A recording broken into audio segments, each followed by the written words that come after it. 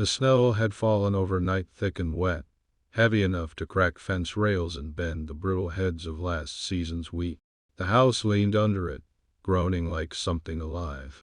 Chimney smoke rose in thin, tired lines, fading into the gray of a sky that had not seen the sun in 3 days. Cold clung to everything: the wood, the nails, the skin of her neck where her scarf had slipped loose. Hannah stood barefoot in the snow. Her nightdress fluttered in the wind, thin as gauze and spotted with ash where she had knelt too close to the hearth. Her breath made clouds, each one smaller than the last. The front door was open behind her, swinging slow on one hinge. She did not move to close it.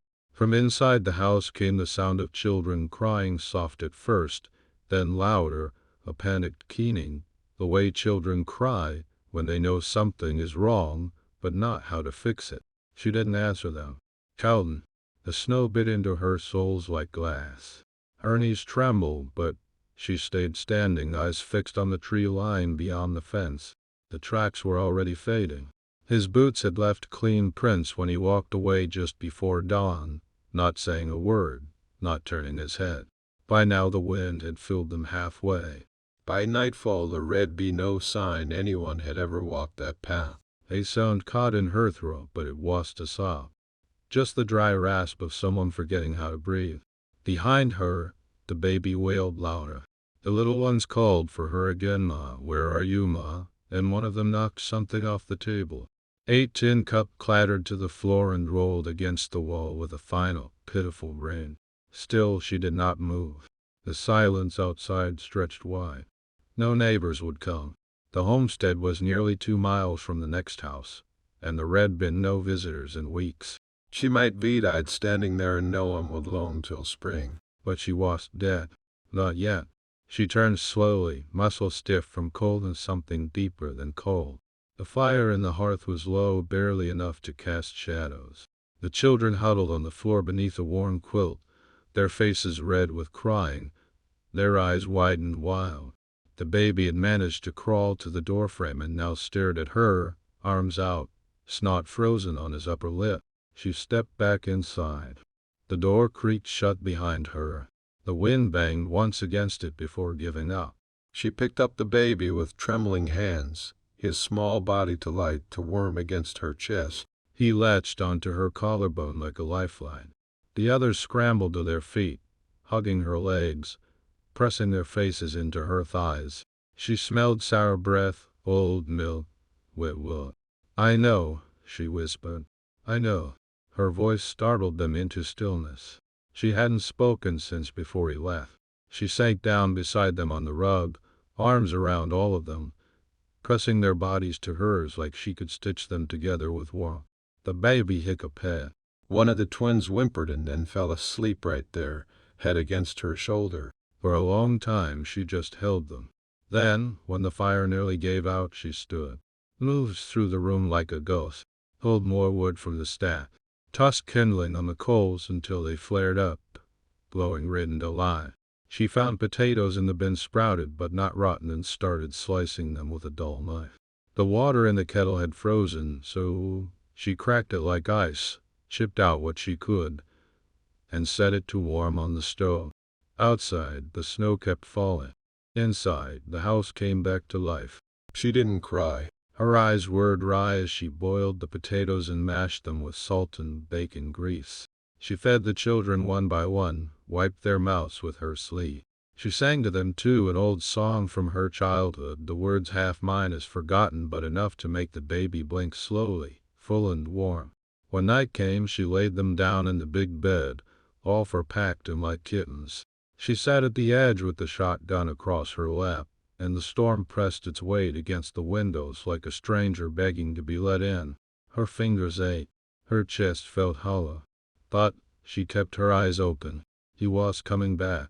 She knew that now. The next morning, the wind had calmed but left behind a silence just as cruel. The sun tried to rise but failed, casting only a dull blue smear across the sky. Snow covered everything: barn roof, wagon wheels, the gate that hung crooked on its hinges. Even the tracks of the coyotes that had circled the coop in the night were buried now.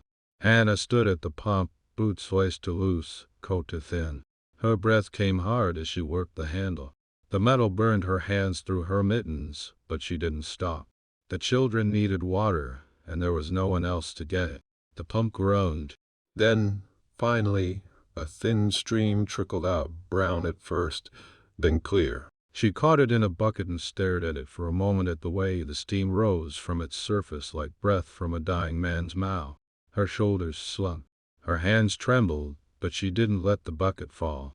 Behind her, the door creaked open. She didn't turn. Boots' steps crunched across the frozen yard. Steady. Measured. Not hurried like a man running from something. Not dragging like a man with nowhere left to go. She tightened her grip on the bucket. The voice when it came was low, hesitant. No. She turned. He stood near the edge of the barn. Tall, not old, wrapped in a worn trail coat with a rifle slung across his back. His cheeks were off from wind, his boots caked and snowed. But his eyes were steady, gray like river stones and not unkind. "I don't mean to frighten you," he said, lifting both hands in the air, palms forward. "I seen the smoke. Figured someone might need help." Her voice cracked from disuse. "We don't take charity." He gave a short nod, as if he expected that. "Not offering charity." Just figured with the storm maybe someone's fences were down. "Or animals hungry. I've got 2 hands, and they're idle." She studied him, the way he stood. Not proud, but not afraid. Something about his stillness unnerved her, like he knew how to wait. "You got a name?" she asked. "Elias." She blinked at him. Nothing about it sounded familiar. That was good.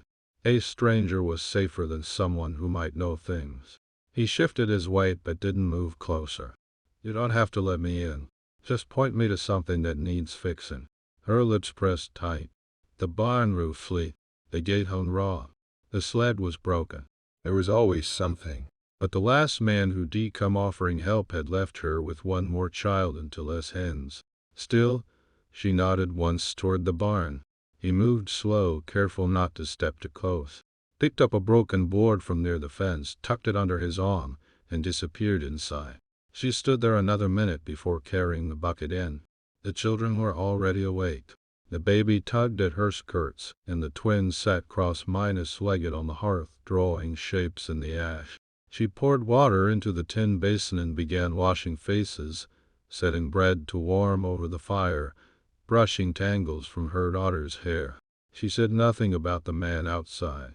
Midday came. The barn door creaked open. Elias walked back to the house, hand in hand. "Roof's patched for now. Might not hold through the next thaw. You got any pitch?" She shook her head. "They'll bring some from the ridge. There's a stand of pine up that way. You'll trade labor for supper, if that's fair." She hesitated. Then said, "We have potatoes." "That'll do." He came back before dusk, his coat crusted with snow, pine tar in his hands. He ate quietly, knees folded beside the fire.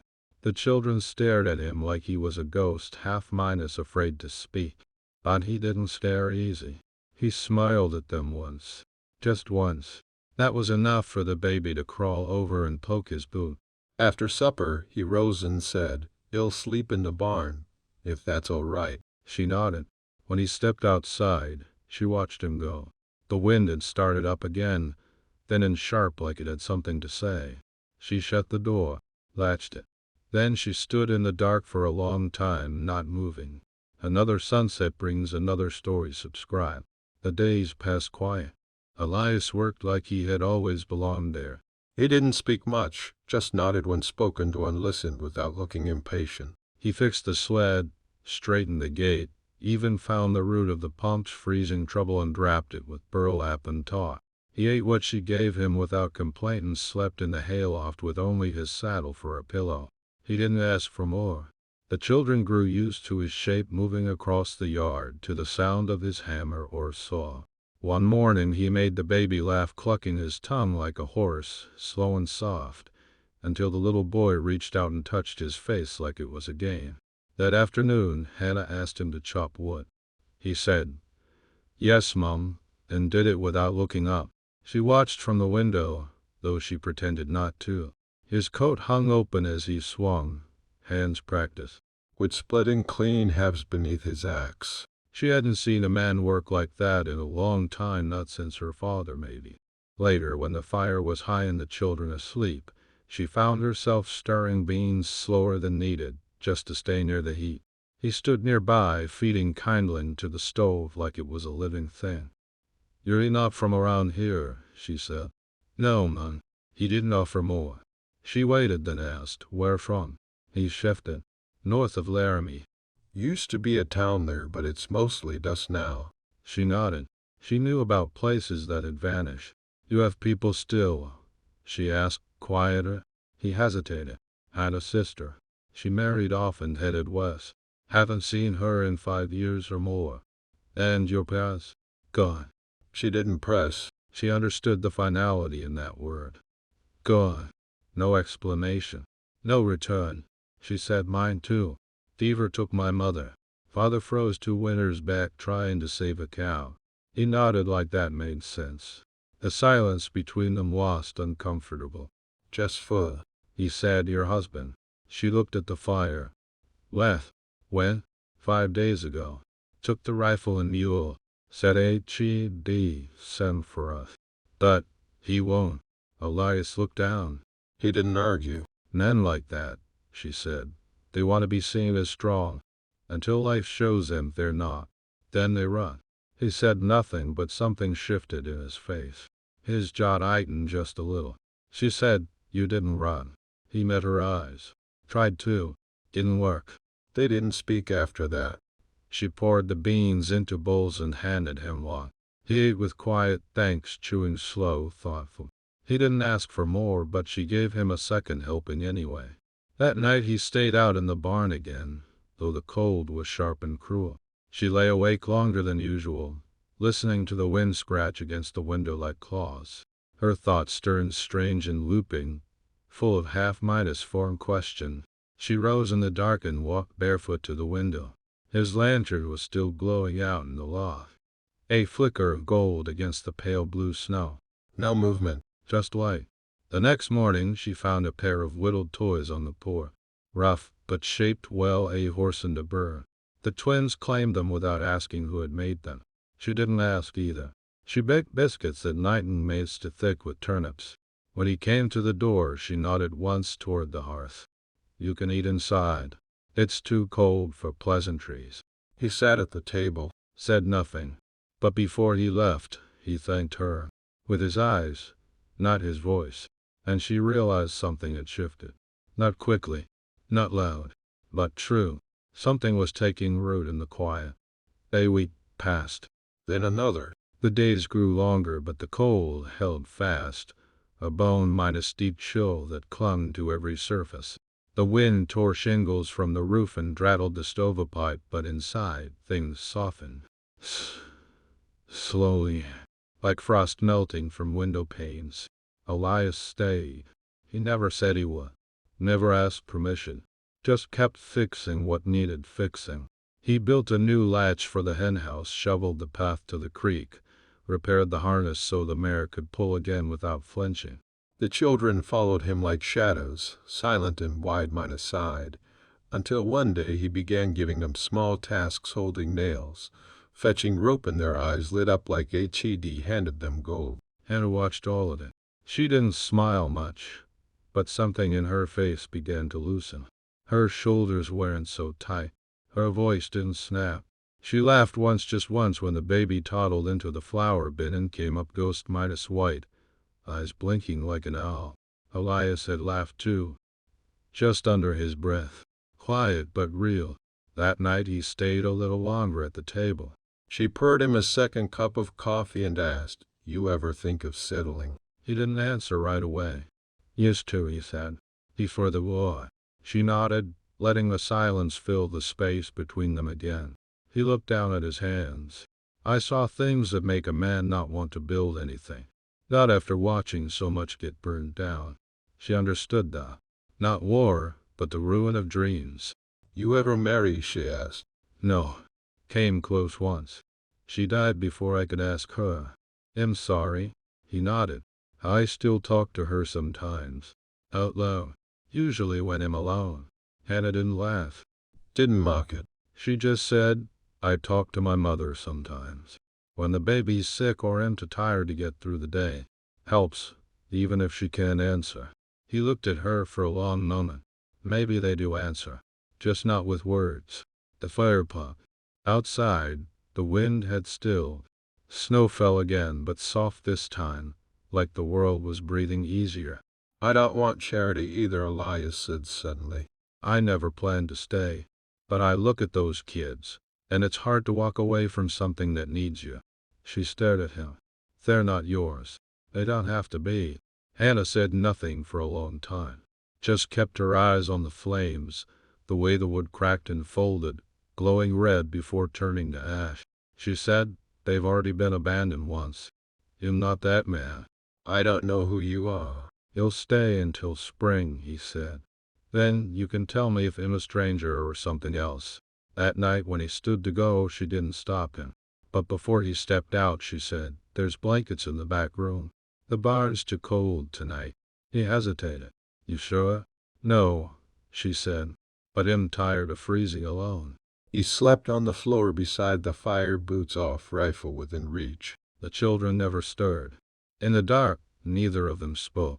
But in the hush of the night, with only the wood creaking and the wind sighing past the eaves, she lay awake on her side of the room and listened to his breathing. It didn't lull her to sleep, but it kept her from falling apart. By March, the snow began to rot. Patches of dead grass poked through near the fence line, slick and brown, like the land was coughing itself back to life. The mare moved easier now, no longer shivering in the mornings. Birds returned in fits, sparrows first, then a red-winged blackbird that perched on the pump handle like it belonged there. Inside the house, warmth came not just from the stove, but from the way the children laughed again. Louder now. Fuller. The twins had taken to calling Elias Mr. Eli when they thought Hannah wasn't listening. The baby said it too, though it came out like E-E-saw, and made them all laugh. Hannah didn't stop them. Elias had built a cradle for the little one, sturdy pine, carved edges, smoothed by hand. She hadn't asked for it. He hadn't told her he was making it. Just left it by the hearth one evening and went out to feed the chickens. Shad stood there with her hands on the rail, throat thick, until the baby crawled in on his own and curled up like he'd been waiting for it. She found herself cooking more. Not because there was more to give, but because she wanted to. Stew with dried corn. Biscuits with honey he'd traded for down in town. She caught herself humming 2 songs her mother used to sing, half mine is remembered but sweet. One morning, Elias came in from the barn with a limp. She spotted it right away, the way his right leg dragged a half step behind. You hurt? Old break, he said. Rains bring it out. She frowned. You didn't say anything. He shrugged. Didn't seem worth saying. She brought a chair to the fire and set it down without a word. He sat. She poured hot water into a basin, added vinegar and salt, and lifted his boot with both hands. He tensed, but let her. The leg was scarred, the bone healed crooked, the muscle too thin in places. She pressed the cloth to it gently. He didn't speak, but the look in his eyes was something between shame and gratitude. How long you been carrying this? She asked. Since Shiloh. She paused. That was nearly 30 years ago. I know. She didn't ask more. Didn't have to. The wound had never healed right, and neither had the man.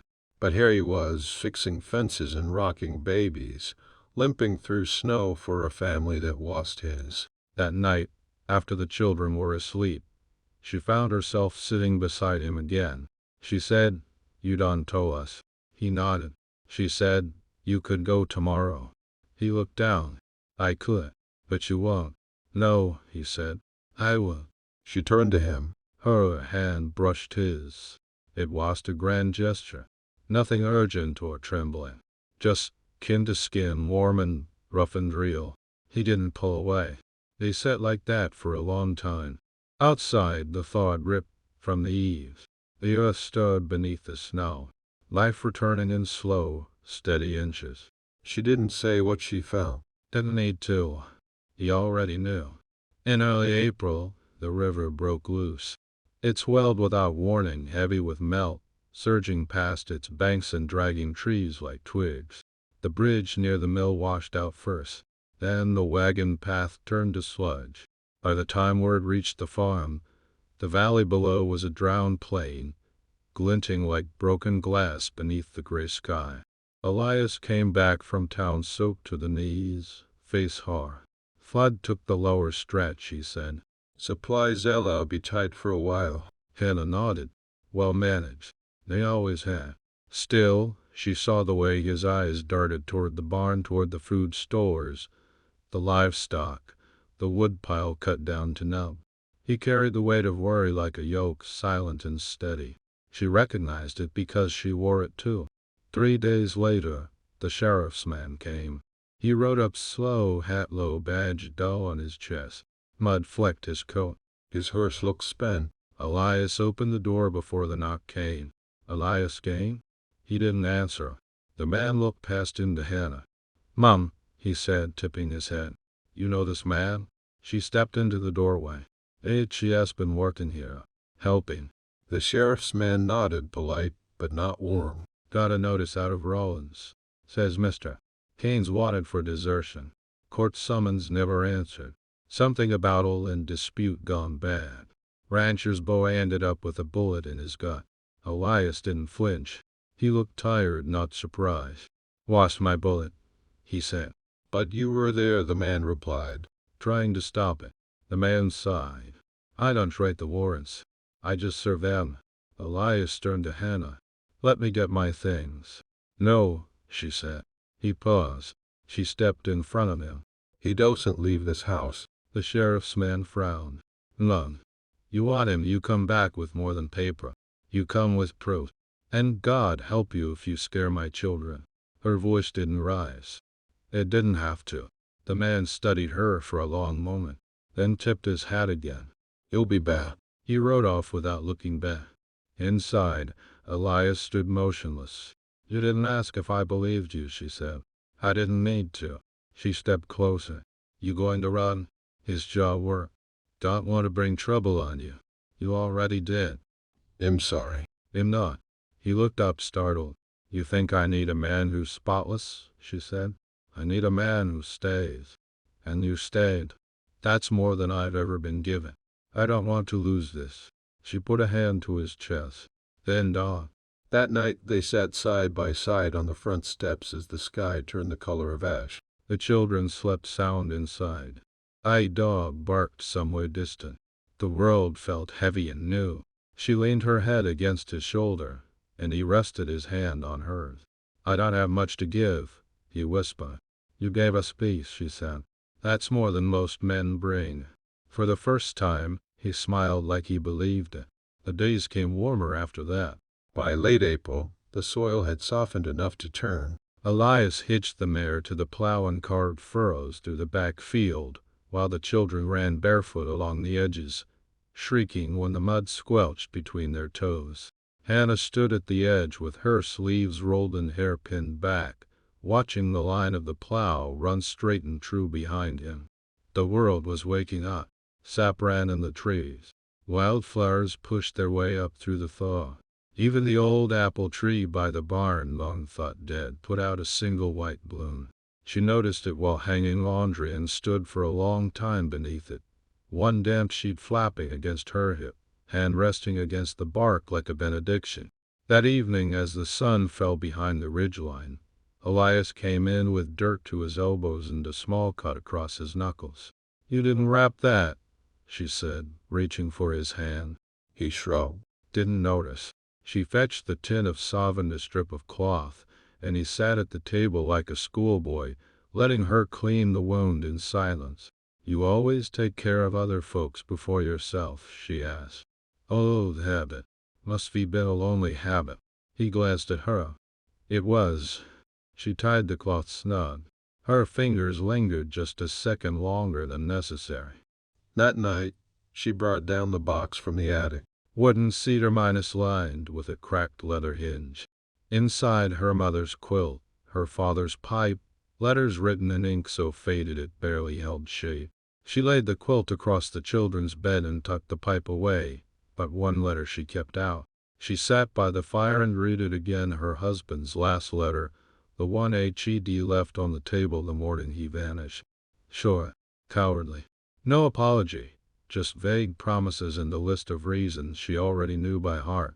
When Elias came in from the barn, she held the letter out. He read it once, then again. "Him, not him," he said quietly. "I know. Then stay if you ask." She folded the letter and dropped it into the fire. The edge curled, blackened, vanished. "I'm not asking," she said. "I'm telling you. This is your home now, if you want it." His eyes softened. "I want it." Outside, a coyote howled far off. Not hungry, just calling. The sound echoed against the hills and faded into the trees. Elias looked toward the door. "I never thought it belonged somewhere again."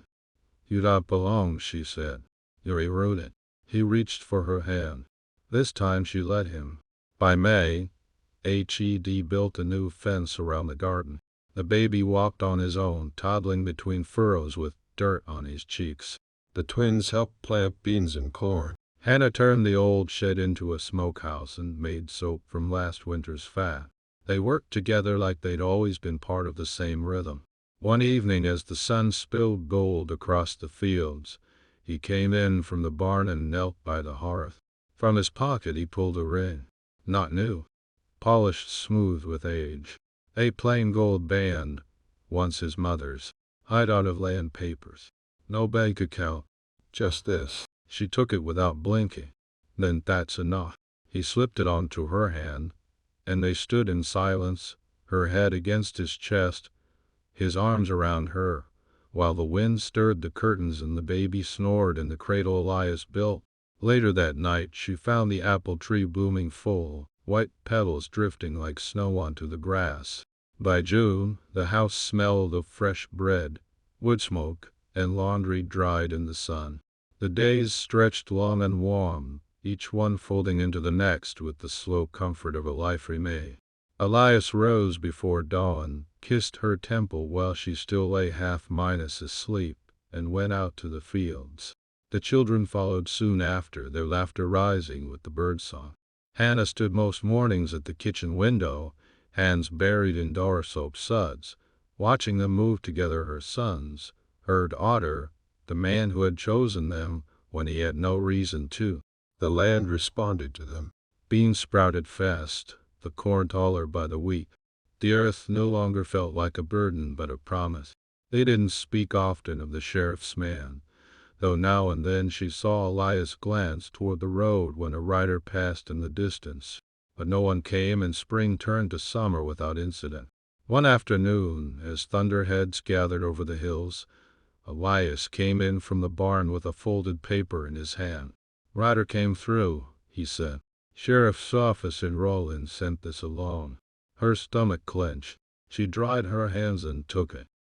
It was short and official withdrawal of warrant. The land dispute had been settled in court. The rancher's boy had confessed. Elias' name was cleared. She let out a slow breath. Her hands shook a little. "You're free," she said. "I always was." She looked up. "Then why stay?" He smiled, a slow thing that reached his eyes. "Because I'm yours." That night, the storm came hard. Rain beat the roof like drums.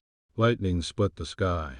The baby whimpered, and the twins crawled into bed beside them. Elias wrapped an arm around all of them at once and pulled them close. The next morning, the whole world smelled like wet earth and green things. The wedding was quiet. She wore her mother's pin and a dress she had sewn herself from the last bolts of muslin. Elias shaved close and cleaned the mud from his boots. The children picked wildflowers from the fence line and lined the path to the door. The preacher from town said the words on the front porch, voice soft, almost reverent. When he asked for vows, Elias didn't speak right away. Just looked at her, eyes shining but steady. "I promise to stay," he said. "To protect, to carry, to listen. I don't have much, but what I do have is yours." Hannah didn't cry, but her throat ached. She said, "I promise to walk beside you, even when the path is rough." "I promise to speak plain, to work hard, to love what we build together." They kissed as the wind rustled through the cottonwoods. Later, The neighbors came for families and all, the ones who survived the hard winter too, who understood that joy was best when shared. They brought pickled beets, dried apples, smoked ham. Someone played a fiddle. The children ran until dark. And when the last lantern was snuffed, when the laughter faded into tired quiet, Hannah stood in the doorway of the house, the man she chose standing behind her, his hand on her shoulder, the ring warm against her skin. The cradle rocked gently by the hearth. The quilts were folded neat. A pot simmered slow on the stove. Outside, fireflies blinked among the grasses. The world no longer felt empty. It felt full. It felt like beginning. If the dust stayed with you, subscribe and return.